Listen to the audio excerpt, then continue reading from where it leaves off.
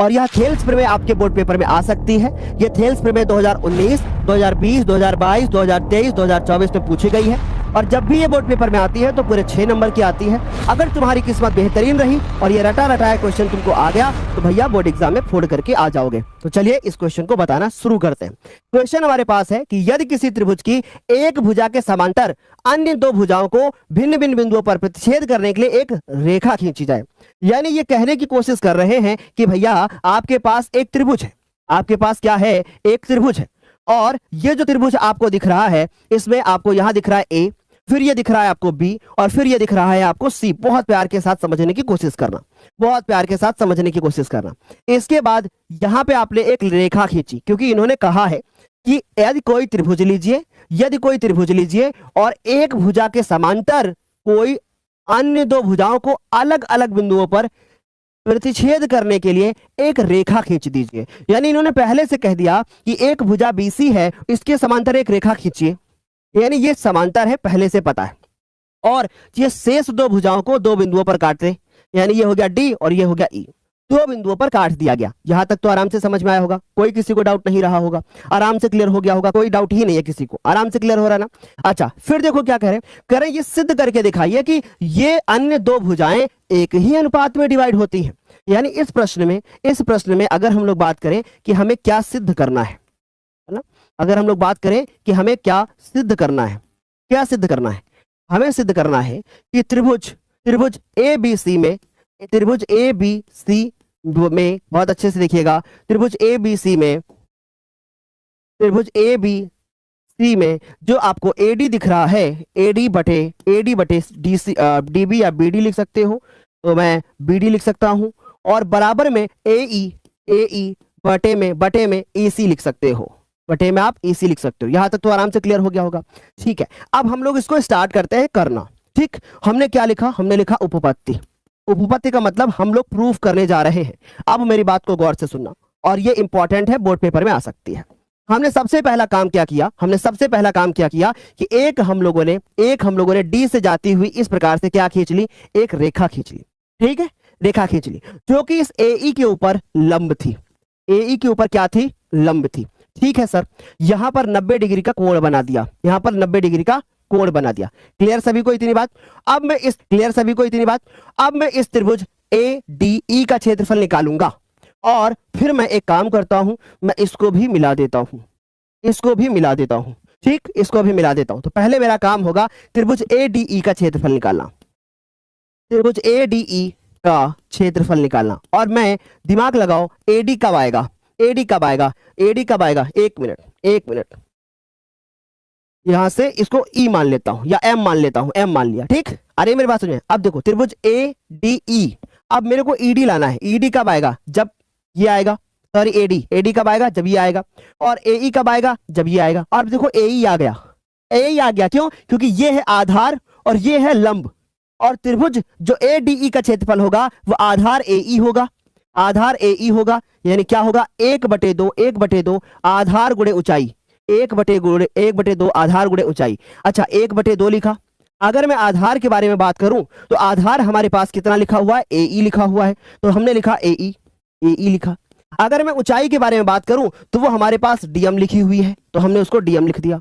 मुझे नहीं लगता यहां तक किसी को कोई दिक्कत होगी, आराम से समझ में आ रहा होगा। ठीक है, आराम से आ रहा होगा। अब हमारे पास एक त्रिभुज ये दिख रहा है मुझे, कौन सा, ये पूरा का पूरा त्रिभुज दिख रहा है। देखो ये वाला त्रिभुज मुझे दिख रहा है, लेकिन मैं इस त्रिभुज को नहीं लूंगा, मैं इस बार ये वाला त्रिभुज लूंगा। सर ये वाला क्यों लोगे आप, ये वाला क्यों लोगे, क्योंकि भैया हमें AE लाना था, AE आ गया है ना। अब हमें EC लाना है, तो EC यहीं से तो आएगा।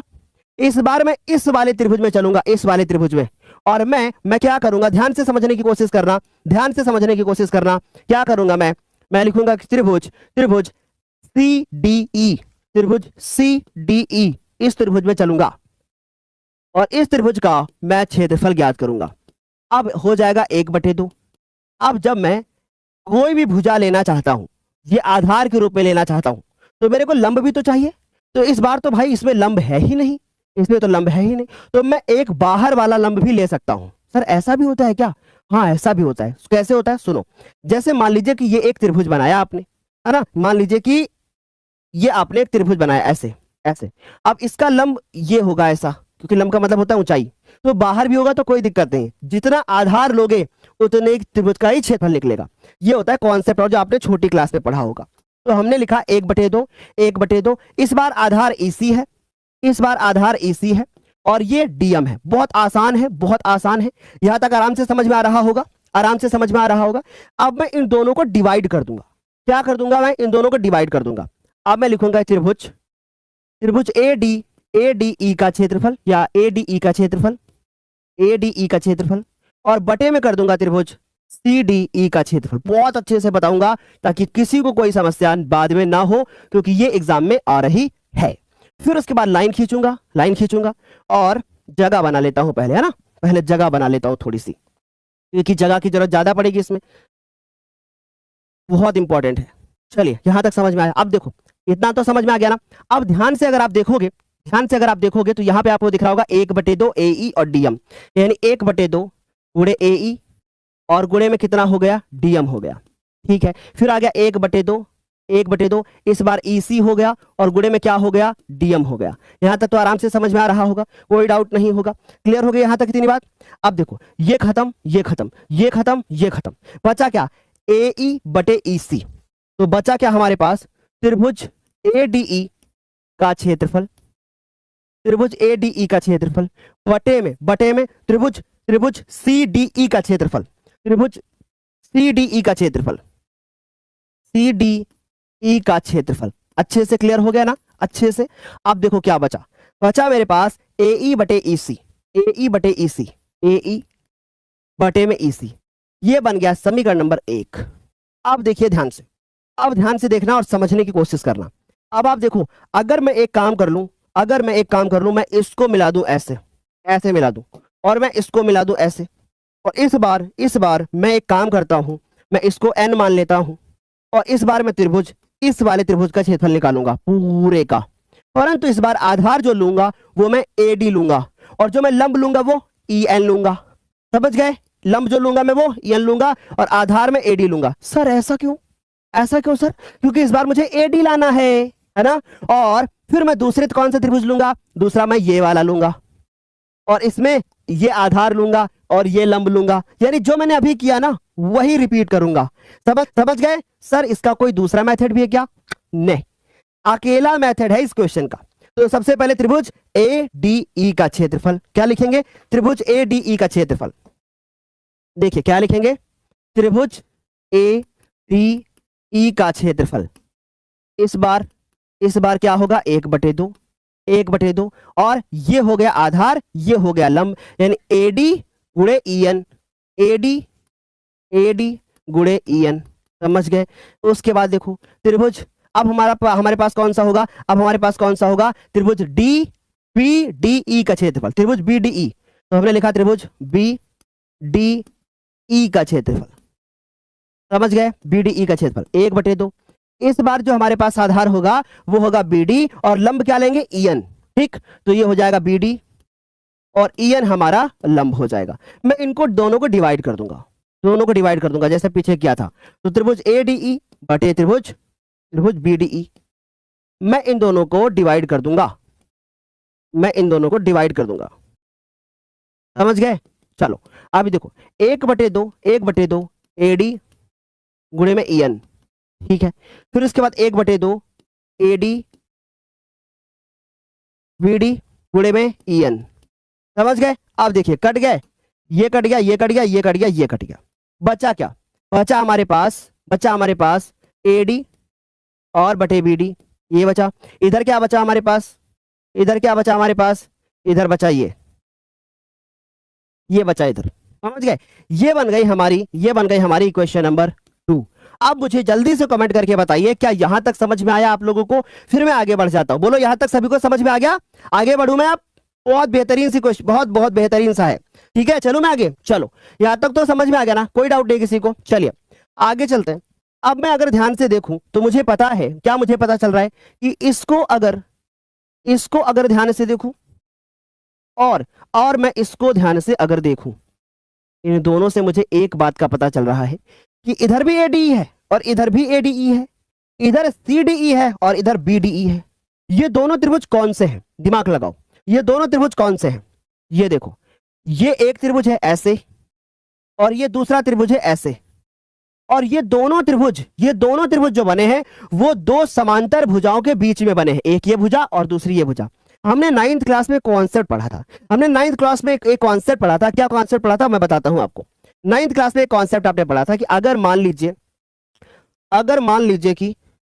लीजिए कि एक भुजा है हमारे पास ये D, और ये है हमारे पास E, एक और है B, और ये है हमारे पास C, और ये दोनों समांतर हैं, और मैं इनको ऐसे मिला दूं, ऐसे, तो त्रिभुज जो हमारे पास एक बन करके आएगा, कौन सा वाला बन करके आएगा? जो त्रिभुज ये वाला बन करके आएगा, ये वाला, इसका नाम क्या होगा? BDE। जो त्रिभुज BDE का क्षेत्रफल होगा, और फिर उसके बाद जो त्रिभुज इस वाले का क्षेत्रफल होगा, इस वाले का जो क्षेत्रफल होगा, इस वाले का, है ना, ये दोनों आपस में बराबर होंगे। इस वाला कौन सा होगा भाई? DEC होगा। ठीक, यानी कि अब आप ध्यान से देखें, यहां स्टार लगाएं कि ये वाले त्रिभुज का क्षेत्रफल और ये वाले त्रिभुज का क्षेत्रफल बराबर होगा। कैसे? इसका नाम क्या है? इसका नाम है CDE और इसका नाम है BDE। देखो CDE कहां है? बहुत अच्छे से एक्सप्लेन कर रहा हूं बच्चों। ये CDE है और ये BDE है। ये दोनों आपस में बराबर होंगे। क्यों आपस में बराबर होंगे? क्योंकि ये दो समांतर भुजाओं के बीच में बन रहे हैं। समझ गए? तो मैं यही बात लिख दूंगा। क्या लिख दूंगा? मैं लिख दूंगा कि त्रिभुज CDE का क्षेत्रफल, और इस तरीके के क्वेश्चंस तुम्हें ज्ञानोदय के अलावा कहीं और नहीं मिलेंगे, क्योंकि ये क्वेश्चंस कराने से बच्चों का मोह हो जाता है। त्रिभुज CDE का क्षेत्रफल और त्रिभुज BDE का क्षेत्रफल एक समान होगा। क्या होगा? एक समान होगा। कारण सुनो क्यों। क्या होगा? एक समान होगा। क्योंकि यह दोनों समांतर भुजाओं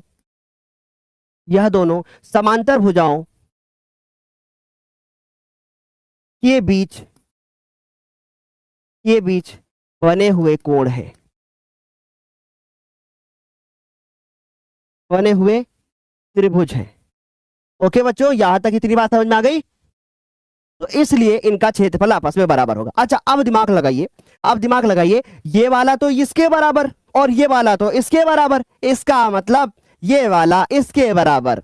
समझ गए? इसका मतलब देखो, ये वाला इसके बराबर और ये वाला इसके बराबर, और इसलिए ये वाला इसके बराबर, है ना। क्या लिख दूंगा मैं? मैं लिख दूंगा कि अतः समीकरण नंबर 1 व 2 से अगर मैं डायरेक्ट ये बात लिखूंगा कि AE बटे EC बराबर AD बटे में BD, और यही है हमारी थेल्स प्रमेय। मैं पुनः एक बार एक्सप्लेन कर दूंगा और अच्छे से समझने की कोशिश करना, दोबारा मैं बता दूंगा।